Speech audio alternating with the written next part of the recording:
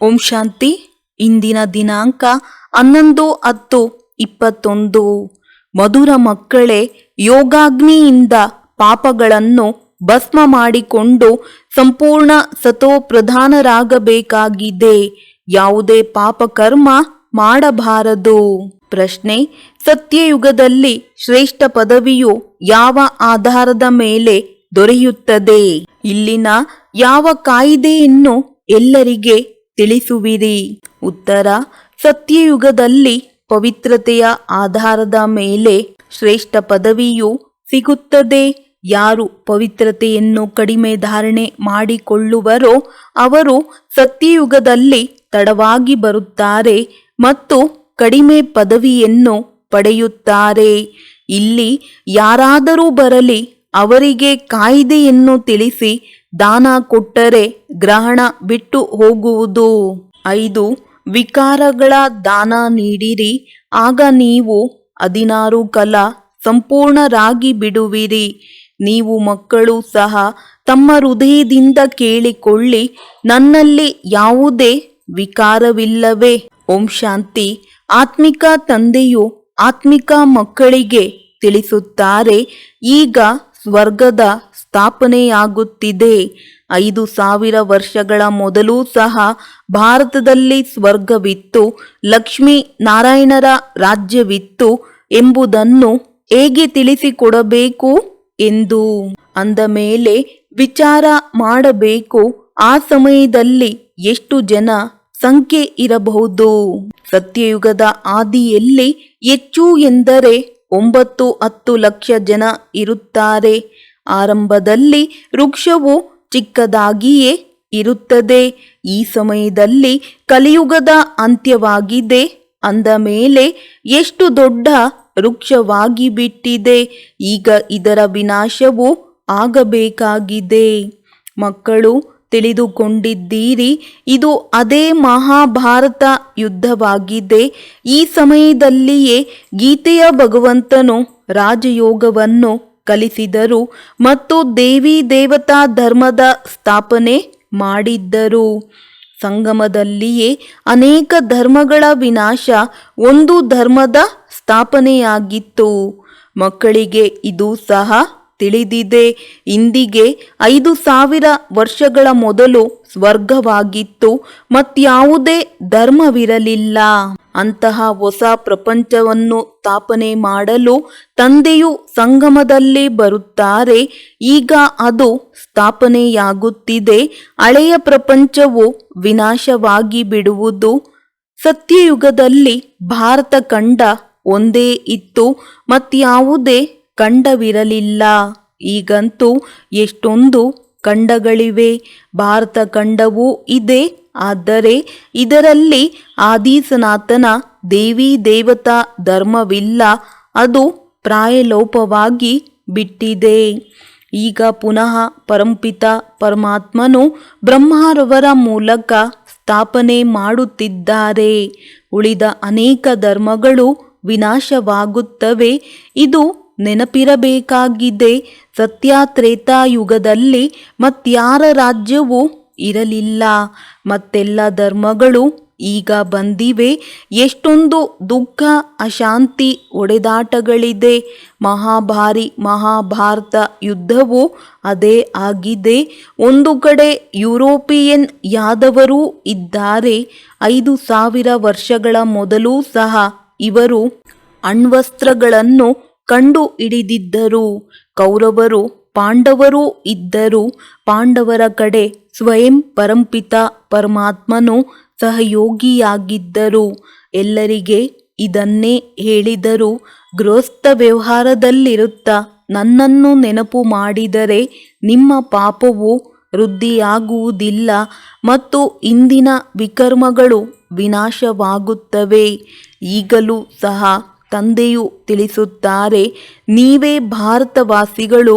ಸತ್ಯಯುಗದಲ್ಲಿ ಸತೋಪ್ರಧಾನರಿದ್ದವರು ನೀವೇ 84 ಜನ್ಮಗಳನ್ನು ತೆಗೆದುಕೊಳ್ಳುತ್ತಾ ಈಗ ನೀವಾತ್ಮರು ತಮೋಪ್ರಧಾನರಾಗಿ ಬಿಟ್ಟಿದ್ದೀರಿ. ಈಗ ಸತೋಪ್ರಧಾನರಾಗುವುದು ಹೇಗೆ? ಯಾವಾಗ ಪತಿತ ಪಾವನ ತಂದೆಯಾದ ನನ್ನನ್ನು ನೆನಪು ಮಾಡುತ್ತೀರೋ ಆಗಲೇ ಸತೋಪ್ರಧಾನರಾಗುವಿರಿ. ಈ ಯೋಗಾಗ್ನಿಯಿಂದಲೇ ಪಾಪಗಳು ಭಸ್ಮವಾಗುತ್ತವೆ ಮತ್ತು ಆತ್ಮಗಳು ಸತೋಪ್ರಧಾನವಾಗುತ್ತವೆ. ನಂತರ ಸ್ವರ್ಗದಲ್ಲಿ 21 ಜನ್ಮಗಳಿಗಾಗಿ ಆಸ್ತಿಯನ್ನು ಪಡೆಯುತ್ತೀರಿ. ಉಳಿದಂತೆ ಈ ಹಳೆಯ ಪ್ರಪಂಚದ ವಿನಾಶವಂತೂ ಆಗಲೇಬೇಕಾಗಿದೆ. ಭಾರತವು ಸತ್ಯಯುಗದಲ್ಲಿ ಶ್ರೇಷ್ಠಾಚಾರಿಯಾಗಿತ್ತು ಮತ್ತು ಸೃಷ್ಟಿಯ ಆದಿಯಲ್ಲಿ ಬಹಳ ಕಡಿಮೆ ಮನುಷ್ಯರಿದ್ದರು. ಭಾರತವು ಸ್ವರ್ಗವಾಗಿತ್ತು, ಮತ್ಯಾವುದೇ ಖಂಡವಿರಲಿಲ್ಲ. ಈಗ ಅನ್ಯ ಧರ್ಮಗಳೆಲ್ಲವೂ ವೃದ್ಧಿಯಾಗುತ್ತಾ ಆಗುತ್ತಾ ವೃಕ್ಷವು ಎಷ್ಟು ದೊಡ್ಡದಾಗಿ ಬಿಟ್ಟಿದೆ ಮತ್ತು ತಮೋಪ್ರಧಾನ ಜಡೀಭೂತವಾಗಿ ಬಿಟ್ಟಿದೆ.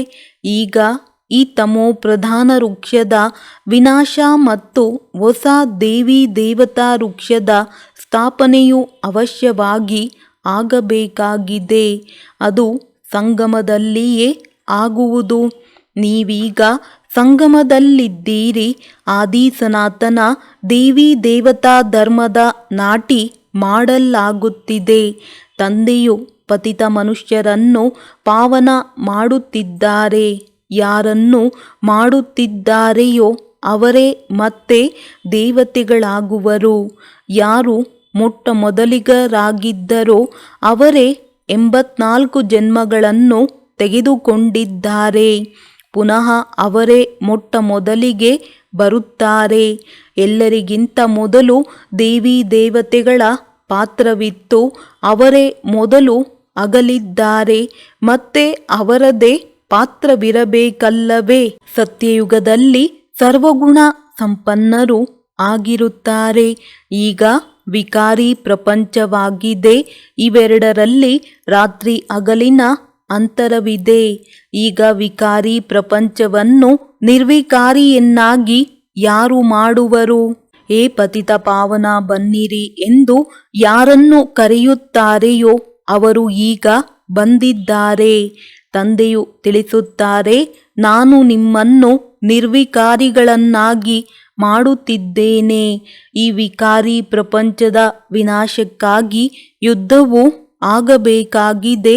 ಎಲ್ಲರೂ ಸೇರಿ ಒಂದಾಗುವುದು ಹೇಗೆ ಎಂದು ಅವರು ಹೇಳುತ್ತಾರೆ. ಏಕೆಂದರೆ ಈಗ ಅನೇಕ ಮತಗಳಿವೆಯಲ್ಲವೇ?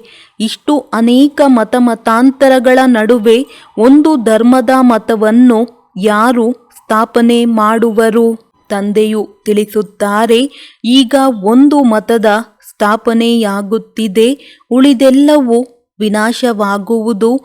ಯಾವ ಆದಿ ಸನಾತನ ದೇವಿ ದೇವತಾ ಧರ್ಮದವರು ಪಾವನರಾಗಿದ್ದರೋ ಅವರೇ 84 ಜನ್ಮಗಳನ್ನು ತೆಗೆದುಕೊಂಡು ಈಗ ಪತಿತರಾಗಿದ್ದಾರೆ. ಪುನಃ ತಂದೆಯು ಬಂದು ಭಾರತವಾಸಿಗಳಿಗೆ ಸ್ವರ್ಗದ ಆಸ್ತಿಯನ್ನು ಕೊಡುತ್ತಿದ್ದಾರೆ. ಅರ್ಥಾತ್ ಅಸುರರಿಂದ ದೇವತೆಗಳನ್ನಾಗಿ ಮಾಡುತ್ತಿದ್ದಾರೆ. ನೀವು ಇದನ್ನು ಯಾರಿಗಾದರೂ ತಿಳಿಸಬಹುದು. ತಂದೆಯು ಹೇಳುತ್ತಾರೆ, ನನ್ನನ್ನು ನೆನಪು ಮಾಡಿದರೆ ನೀವು ಪತಿತರಿಂದ ಪಾವನರಾಗುತ್ತೀರಿ. ನೀವೀಗ ಜ್ಞಾನ ಚಿತೆಯ ಮೇಲೆ ಕುಳಿತುಕೊಳ್ಳಿರಿ. ಚಿತೆಯ ಮೇಲೆ ಕುಳಿತುಕೊಳ್ಳುವುದರಿಂದ ನೀವು ಪಾವನರಾಗಿ ಬಿಡುತ್ತೀರಿ. ನಂತರ ದ್ವಾಪರದಲ್ಲಿ ರಾವಣ ರಾಜ್ಯವಾಗುವ ಕಾರಣ ಕಾಮಚಿತೆಯ ಮೇಲೆ ಕುಳಿತುಕೊಳ್ಳುತ್ತಾ ಭ್ರಷ್ಟಾಚಾರಿ ಪ್ರಪಂಚವಾಗಿ ಬಿಟ್ಟಿದೆ. ಇಂದಿಗೆ 5000 ವರ್ಷಗಳ ಮೊದಲು ದೇವಿ ದೇವತೆಗಳಿದ್ದರು. ಕಡಿಮೆ ಜನಸಂಖ್ಯೆ ಇತ್ತು. ಈಗಂತೂ ಎಷ್ಟೊಂದು ಅಸುರರಾಗಿ ಬಿಟ್ಟಿದ್ದಾರೆ. ಅನ್ಯ ಧರ್ಮಗಳು ಸೇರುತ್ತಾ ವೃಕ್ಷವು ವಿಸ್ತಾರವಾಗಿ ಬಿಟ್ಟಿದೆ. ತಂದೆಯು ತಿಳಿಸುತ್ತಾರೆ, ಮಕ್ಕಳೇ, ವೃಕ್ಷವು ಈಗ ಜಡೀಭೂತವಾಗಿದೆ. ಇದನ್ನು ಪುನಃ ನಾನು ಏಕಮತದ ರಾಜ್ಯವನ್ನು ಸ್ಥಾಪನೆ ಮಾಡಬೇಕಾಗಿದೆ.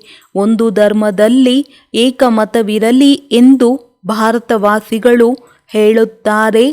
ಸತ್ಯಯುಗದಲ್ಲಿ ಒಂದೇ ಧರ್ಮವಿತ್ತು ಎಂಬುದನ್ನು ಭಾರತವಾಸಿಗಳು ಸಹ ಮರೆತು ಹೋಗಿದ್ದಾರೆ. ಇಲ್ಲಂತೂ ಅನೇಕ ಧರ್ಮಗಳಿವೆ. ಈಗ ತಂದೆಯು ಬಂದು ಪುನಃ ಒಂದು ಧರ್ಮವನ್ನು ಸ್ಥಾಪನೆ ಮಾಡುತ್ತಿದ್ದಾರೆ. ನೀವು ಮಕ್ಕಳು ರಾಜಯೋಗವನ್ನು ಕಲಿಯುತ್ತಿದ್ದೀರಿ. ಅವಶ್ಯವಾಗಿ ಭಗವಂತನೇ ರಾಜಯೋಗವನ್ನು ಕಲಿಸುತ್ತಾರೆ. ಇದು ಯಾರಿಗೂ ತಿಳಿದಿಲ್ಲ. ಯಾರಾದರೂ ಪ್ರದರ್ಶನಿಯ ಉದ್ಘಾಟನೆ ಮಾಡಲು ಬರುತ್ತಾರೆಂದರೆ ಅವರಿಗೂ ತಿಳಿಸಿ, ನೀವು ಯಾವುದರ ಉದ್ಘಾಟನೆ ಮಾಡುತ್ತೀರಿ ಎಂದು. ತಂದೆಯು ಈ ಭಾರತವನ್ನು ಸ್ವರ್ಗವನ್ನಾಗಿ ಮಾಡುತ್ತಿದ್ದಾರೆ. ಬಾಕಿ ನರಕವಾಸಿಗಳೆಲ್ಲರೂ ವಿನಾಶ ಹೊಂದುವರು. ವಿನಾಶಕ್ಕೆ ಮೊದಲು ಯಾರು ತಂದೆಯಿಂದ ಆಸ್ತಿಯನ್ನು ತೆಗೆದುಕೊಳ್ಳಬೇಕಾಗಿದೆಯೋ ಅವರು ಬಂದು ತಿಳಿದುಕೊಳ್ಳಿರಿ. ಇದು ಬ್ರಹ್ಮ ಕುಮಾರ ಕುಮಾರಿಯರ ಆಶ್ರಮವಾಗಿದೆ. ಇಲ್ಲಿ ಸಾಪ್ತಾಹಿಕ ಕೋರ್ಸನ್ನು ತೆಗೆದುಕೊಳ್ಳಬೇಕಾಗಿದೆ. ಯಾವುದರಿಂದ 5 ವಿಕಾರಗಳು ಬಿಟ್ಟು ಹೋಗುತ್ತವೆ.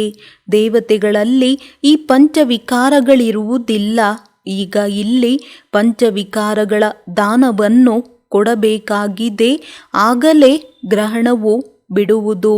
ದಾನ ಕೊಟ್ಟರೆ ಗ್ರಹಣವು ಬಿಟ್ಟು ಹೋಗುವುದು. ಮತ್ತೆ ನೀವು 16 ಕಲ ಸಂಪೂರ್ಣರಾಗುವಿರಿ. ಭಾರತವು ಸತ್ಯಯುಗದಲ್ಲಿ 16 ಕಲ ಸಂಪೂರ್ಣನಾಗಿತ್ತು. ಈಗ ಯಾವುದೇ ಕಲೆಯಿಲ್ಲ. ಎಲ್ಲರೂ ಕಂಗಾಲರಾಗಿ ಬಿಟ್ಟಿದ್ದಾರೆ. ಯಾರಾದರೂ ಉದ್ಘಾಟನೆ ಮಾಡಲು ಬರುತ್ತಾರೆಂದರೆ ಅವರಿಗೆ ತಿಳಿಸಿರಿ, ಇಲ್ಲಿಯ ಕಾಯಿದೆಯಾಗಿದೆ. ತಂದೆಯು ತಿಳಿಸುತ್ತಾರೆ, 5 ವಿಕಾರಗಳ ದಾನ ಕೊಟ್ಟರೆ ಗ್ರಹಣವು ಬಿಟ್ಟು ಹೋಗುವುದು. ನೀವು 16 ಕಲ ಸಂಪೂರ್ಣ ದೇವತೆಗಳಾಗಿ ಬಿಡುವಿರಿ. ಪವಿತ್ರತೆಯ ಅನುಸಾರ ಪದವಿಯನ್ನು ಪಡೆಯುತ್ತಾರೆ. ಒಂದು ವೇಳೆ ಯಾವುದಾದರೊಂದು ಕಲೆಯು ಕಡಿಮೆಯಾಯಿತೆಂದರೆ ತಡವಾಗಿ ಜನ್ಮ ಪಡೆಯುವರು. ವಿಕಾರಗಳ ದಾನ ಕೊಡುವುದು ಒಳ್ಳೆಯದಲ್ಲವೇ? ಚಂದ್ರನಿಗೆ ಗ್ರಹಣ ಹಿಡಿದರೆ ಮೊದಲು ಬ್ರಾಹ್ಮಣರು ದಾನ ಪಡೆಯುತ್ತಿದ್ದರು. ಈಗಂತೂ ಬ್ರಾಹ್ಮಣರು ದೊಡ್ಡ ವ್ಯಕ್ತಿಗಳಾಗಿ ಬಿಟ್ಟಿದ್ದಾರೆ. ಪಾಪ ಬಡವರು ಭಿಕ್ಷೆಯನ್ನು ಬೇಡುತ್ತಿರುತ್ತಾರೆ. ಹಳೆಯ ವಸ್ತ್ರಗಳು ಇತ್ಯಾದಿಗಳನ್ನು ತೆಗೆದುಕೊಳ್ಳುತ್ತಾ ಇರುತ್ತಾರೆ. ವಾಸ್ತವದಲ್ಲಿ ಬ್ರಾಹ್ಮಣರು ಹಳೆಯ ವಸ್ತ್ರಗಳನ್ನು ತೆಗೆದುಕೊಳ್ಳುವುದಿಲ್ಲ. ಅವರಿಗೆ ಹೊಸದನ್ನು ಕೊಡಲಾಗುತ್ತದೆ. ಆದ್ದರಿಂದ ಈಗ ನೀವು ತಿಳಿಸುತ್ತೀರಿ, ಭಾರತವು 16 ಕಲ ಸಂಪೂರ್ಣವಾಗಿತ್ತು. ಈಗ ತಮೋಪ್ರಧಾನವಾಗಿ ಬಿಟ್ಟಿದೆ. 5 ವಿಕಾರಗಳ ಗ್ರಹಣವು ಹಿಡಿದಿದೆ. ಈಗ ನೀವು ಈ 5 ವಿಕಾರಗಳ ದಾನ ಕೊಟ್ಟು ಈ ಅಂತಿಮ ಜನ್ಮ ಪವಿತ್ರರಾಗಿರುತ್ತೀರೆಂದರೆ ಹೊಸ ಪ್ರಪಂಚದ ಮಾಲೀಕರಾಗುತ್ತೀರಿ. ಸ್ವರ್ಗದಲ್ಲಿ ಕೆಲವರೇ ಇದ್ದರೂ ನಂತರ ವೃದ್ಧಿಯನ್ನು ಪಡೆದಿದ್ದಾರೆ. ಈಗಂತೂ ವಿನಾಶವೂ ಸಹ ಸನ್ಮುಖದಲ್ಲಿ ನಿಂತಿದೆ. ತಂದೆಯು ತಿಳಿಸುತ್ತಾರೆ, 5 ವಿಕಾರಗಳ ದಾನ ಕೊಟ್ಟರೆ ಗ್ರಹಣವು ಬಿಟ್ಟು ಹೋಗುವುದು. ನೀವೀಗ ಶ್ರೇಷ್ಠಾಚಾರಿಗಳಾಗಿ ಸ್ವರ್ಗದ ಸೂರ್ಯವಂಶಿ ರಾಜ್ಯವನ್ನು ತೆಗೆದುಕೊಳ್ಳಬೇಕಾಗಿದೆ. ಆದ್ದರಿಂದ ಭ್ರಷ್ಟಾಚಾರವನ್ನು ಬಿಡಬೇಕಾಗುವುದು. 5 ವಿಕಾರಗಳ ದಾನವನ್ನು ಕೊಡಿ. ತಮ್ಮ ಹೃದಯದಿಂದ ಕೇಳಿಕೊಳ್ಳಿ, ನಾನು ಸರ್ವಗುಣ ಸಂಪನ್ನ ಸಂಪೂರ್ಣ ನಿರ್ವಿಕಾರಿ ಆಗಿದ್ದೇನೆಯೇ? ನಾರದನ ಉದಾಹರಣೆ ಇದೆಯಲ್ಲವೇ? ಒಂದು ವಿಕಾರವಿದ್ದರೂ ಸಹ ಲಕ್ಷ್ಮಿಯನ್ನು ಒರಿಸಲು ಹೇಗೆ ಸಾಧ್ಯ? ಪ್ರಯತ್ನ ಪಡುತ್ತಾ ಇರಿ. ತುಕ್ಕಿಗೆ ಬೆಂಕಿಯನ್ನು ಹಾಕುತ್ತಾ ಇರಿ. ಚಿನ್ನವನ್ನು ಬಟ್ಟಿಯಲ್ಲಿ ಹಾಕಿ ಕರಗಿಸುತ್ತಾರೆ. ಕರಗುತ್ತಾ ಕರಗುತ್ತಾ ಒಂದು ವೇಳೆ ಬೆಂಕಿಯು ತಣ್ಣಗಾಗಿ ಬಿಟ್ಟರೆ ತುಕ್ಕು ಬಿಡುವುದಿಲ್ಲ. ಆದ್ದರಿಂದ ತೀಕ್ಷ್ಣವಾದ ಬೆಂಕಿಯಲ್ಲಿ ಕರಗಿಸುತ್ತಾರೆ. ನಂತರ ಅದರಲ್ಲಿರುವ ತುಕ್ಕು ಬಿಟ್ಟು ಹೋಗಿದೆಯೇ ಎಂಬುದನ್ನು ನೋಡಿ ನಂತರ ಕಾರ್ಬನ್ನಲ್ಲಿ ಹಾಕುತ್ತಾರೆ. ಈಗ ತಂದೆಯು ಸ್ವಯಂ ಹೇಳುತ್ತಾರೆ, ಮಕ್ಕಳೇ, ವಿಕಾರದಲ್ಲಿ ಹೋಗಬೇಡಿರಿ. ತ್ರಿವೇಗದಿಂದ ಪುರುಷಾರ್ಥ ಮಾಡಿರಿ. ಮೊದಲು ಪವಿತ್ರತೆಯ ಪ್ರತಿಜ್ಞೆ ಮಾಡಿ, ಬಾಬಾ ತಾವು ಪಾವನರನ್ನಾಗಿ ಮಾಡಲು ಬಂದಿದ್ದೀರಿ. ನಾವೆಂದು ವಿಕಾರದಲ್ಲಿ ಹೋಗುವುದಿಲ್ಲ. ದೇಹಿ ಅಭಿಮಾನಿಗಳಾಗಬೇಕಾಗಿದೆ. ತಂದೆಯು ನಾವಾತ್ಮರಿಗೆ ತಿಳಿಸುತ್ತಾರೆ, ಅವರು ಪರಮ ಆತ್ಮನಾಗಿದ್ದಾರೆ. ನಾವು ಪತಿತರಾಗಿದ್ದೇವೆಂದು ತಿಳಿದುಕೊಂಡಿದ್ದೀರಿ. ಆತ್ಮದಲ್ಲಿಯೇ ಸಂಸ್ಕಾರವಿರುತ್ತದೆ. ನಿಮ್ಮ ತಂದೆಯಾದ ನಾನು ನೀವಾತ್ಮರೊಂದಿಗೆ ಮಾತನಾಡುತ್ತೇನೆ. ನಾನು ನಿಮ್ಮ ತಂದೆ ಪರಮಾತ್ಮನಾಗಿದ್ದೇನೆ. ಪಾವನರನ್ನಾಗಿ ಮಾಡಲು ನಾನು ಬಂದಿದ್ದೇನೆ ಎಂದು ಮತ್ಯಾರೂ ಹೇಳಲು ಸಾಧ್ಯವಿಲ್ಲ. ನೀವು ಮೊಟ್ಟಮೊದಲು ಸತೋ ಪ್ರಧಾನರಾಗಿದ್ದೀರಿ. ನಂತರ ಸತೋ ರಜೋ ತಮೋದಲ್ಲಿ ಬಂದಿರಿ. ತಮೋ ಪ್ರಧಾನರಾಗಿದ್ದೀರಿ. ಈ ಸಮಯದಲ್ಲಿ ಪಂಚತತ್ವಗಳು ತಮೋ ಪ್ರಧಾನವಾಗಿದೆ. ಆದ್ದರಿಂದ ದುಃಖ ಕೊಡುತ್ತದೆ. ಪ್ರತಿಯೊಂದು ವಸ್ತು ದುಃಖ ಕೊಡುತ್ತದೆ. ಇದೇ ತತ್ವಗಳು ಸತೋ ಪ್ರಧಾನವಾದಾಗ ಸುಖ ಕೊಡುತ್ತವೆ. ಅದರ ಹೆಸರೇ ಸುಖಧಾಮವಾಗಿದೆ. ಇದು ದುಃಖಧಾಮವಾಗಿದೆ. ಸುಖಧಾಮವು ಬೇಹದ್ದಿನ ತಂದೆಯ ಆಸ್ತಿಯಾಗಿದೆ. ದುಃಖಧಾಮವು ರಾವಣನ ಆಸ್ತಿಯಾಗಿದೆ. ಈಗ ಎಷ್ಟು ಶ್ರೀಮತದಂತೆ ನಡೆಯುತ್ತೀರೋ ಅದು ಶ್ರೇಷ್ಠರಾಗುತ್ತೀರಿ. ಕಲ್ಪಕಲ್ಪವು ಇವರು ಇದೇ ರೀತಿ ಪುರುಷಾರ್ಥ ಮಾಡುವವರಾಗಿದ್ದಾರೆ ಎಂದು ಪ್ರಸಿದ್ಧರಾಗಿ ಬಿಡುತ್ತೀರಿ. ಇದು ಕಲ್ಪಕಲ್ಪದ ಆಟವಾಗಿದೆ. ಯಾರು ಹೆಚ್ಚು ಪುರುಷಾರ್ಥ ಮಾಡುತ್ತಿದ್ದಾರೆಯೋ ಅವರು ತಮ್ಮ ರಾಜ್ಯವನ್ನು ತೆಗೆದುಕೊಳ್ಳುತ್ತಿದ್ದಾರೆ. ಸರಿಯಾಗಿ ಪುರುಷಾರ್ಥ ಮಾಡದಿದ್ದರೆ ಕನಿಷ್ಠ ದರ್ಜೆಯಲ್ಲಿ ಬರುವರು. ಪ್ರಜೆಗಳಲ್ಲಿಯೂ ಸಹ ಯಾವ ಪದವಿಯನ್ನು ಪಡೆಯುವರೋ ಗೊತ್ತಿಲ್ಲ. ಲೌಕಿಕ ತಂದೆಯೂ ಸಹ ಹೇಳುತ್ತಾರಲ್ಲವೇ, ನೀವು ನನ್ನ ಹೆಸರನ್ನು ಕೆಡಿಸುತ್ತೀರಿ, ಮನೆಯಿಂದ ಹೊರಟು ಹೋಗಿ ಎಂದು. ಅದೇ ರೀತಿ ಬೇಹದ್ದಿನ ತಂದೆಯೂ ಸಹ ಹೇಳುತ್ತಾರೆ, ನಿಮಗೆ ಮಾಯೆಯ ಇಂತಹ ಪೆಟ್ಟು ಬೀಳುವುದು ಸೂರ್ಯವಂಶಿ ಚಂದ್ರವಂಶಿಯರಲ್ಲಿ ಬರುವುದೇ ಇಲ್ಲ. ತಮಗೆ ತಾವೇ ಪೆಟ್ಟನ್ನು ಕೊಟ್ಟುಕೊಳ್ಳುತ್ತೀರಿ. ತಂದೆಯಂತೂ ಹೇಳುತ್ತಾರೆ, ಮಕ್ಕಳೇ ವಾರಸುದಾರರಾಗಿರಿ.